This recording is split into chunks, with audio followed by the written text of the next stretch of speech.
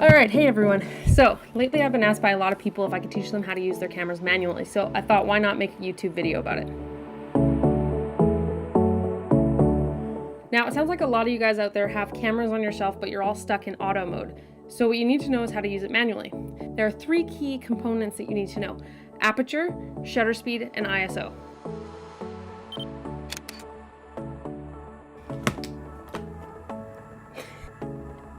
Alright. So we're going to start off with your aperture, which is also known as your f-stop. Now your f-stop controls how much light is going through the lens to the camera. Now your lowest f-stop, which can be about a 1.2, 1.4, 1.8, some lenses only allow you to go to f4. This means that your aperture is completely open. This is allowing a lot of light into your lens. And when you go to a higher f-stop, that's closing your aperture, which is allowing a lot less light to go in.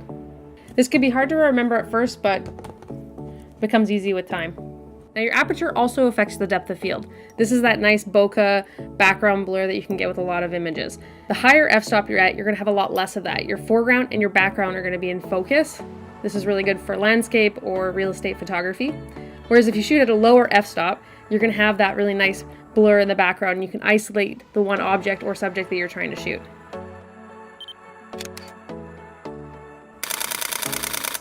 Shutter speed.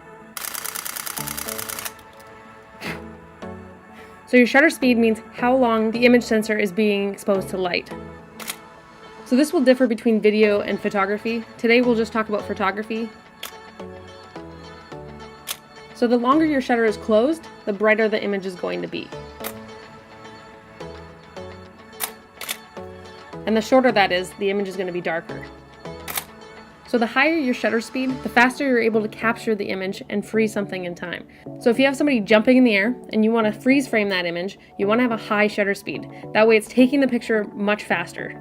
If you slow down your shutter speed, you're going to get motion blur. Usually when I shoot at a low shutter speed, it's often in nightclubs or when shooting night skies and you're wanting to capture the stars.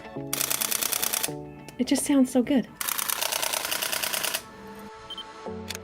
And finally, ISO.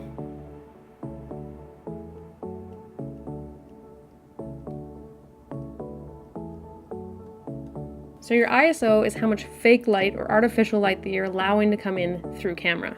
If you go too high, this will result to having grainy or noisy footage. I usually start out by setting my ISO to 100, adjusting my shutter, adjusting my f-stop, and coming back to my ISO to see if it needs to be brought up more. Now the lower this number, the better quality image you're going to have because you're allowing less fake light to be brought into your image. And there's nothing wrong about bringing that number up.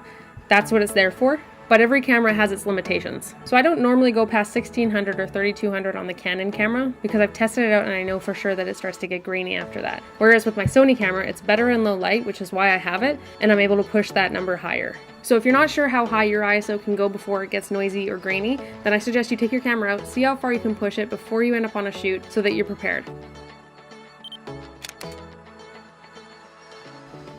All right. That's it. Those are the three components that you need to know about shooting manually on your camera.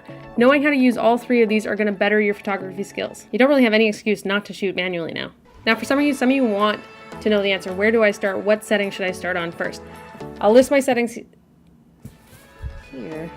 I'll often start my ISO at 100, my shutter at 1/60th, and my f-stop as low as the lens will let me. Now this is just a starting point.